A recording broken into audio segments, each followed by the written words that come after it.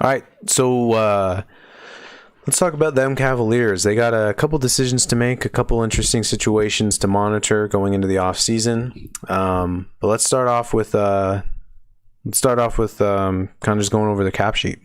So Kevin Love is obviously the guy who's getting paid a lot of money for this Cavaliers team. Look, I don't know if they can move off his money. I think maybe there's potential for a buyout, but I also wonder if there's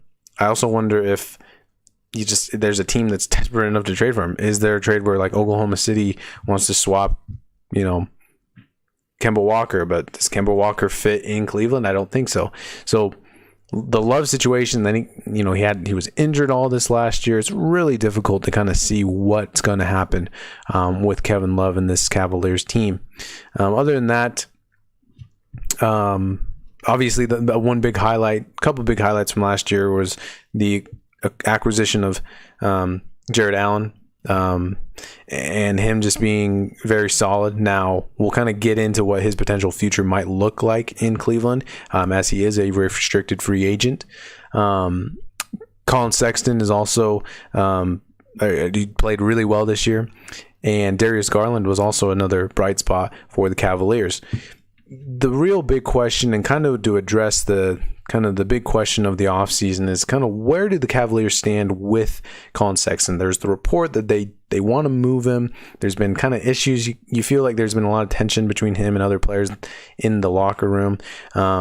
His end, like his group or his representation believes that the Cavaliers believe in him long term.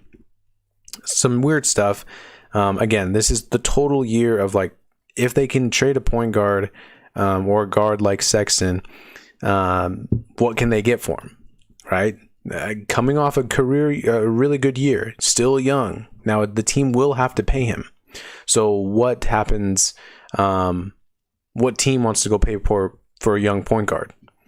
Is it Chicago that kind of maybe missed out on everybody else? Is it, who could it be? So that will be an interesting situation to monitor. I do think Sexton, while I don't believe it's like a for sure thing to happen, I do think it's something that we need to consider and should not come to a surprise to people if he is dealt, even potentially before the season starts, potentially at the draft coming up on Thursday. All right, so other than that, that's pretty much it for the Cavaliers. I mean, Isaac Okoro, rookie season, plays good defense. I'm not super big on him. I feel like Larry Nance and Cedi Osman are solid pieces, but not long-term pieces for the Cavaliers. So could they be potential trade candidates for Cleveland if a team's trying to get off money along with Taurean Prince?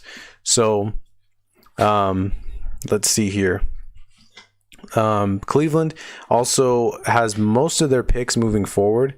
And let's see here. Yeah, I mean, they're in a good spot there. Ultimately, Cleveland's kind of just, really the big situation will just be the Colin Sexton scenario. But I did mention kind of where Jared Allen's future, what happens with him. There is a real possibility that Evan Mobley is available at number 3. I believe the Cavaliers will actually trade down. I think they should trade down, potentially pick up future draft picks from number 3.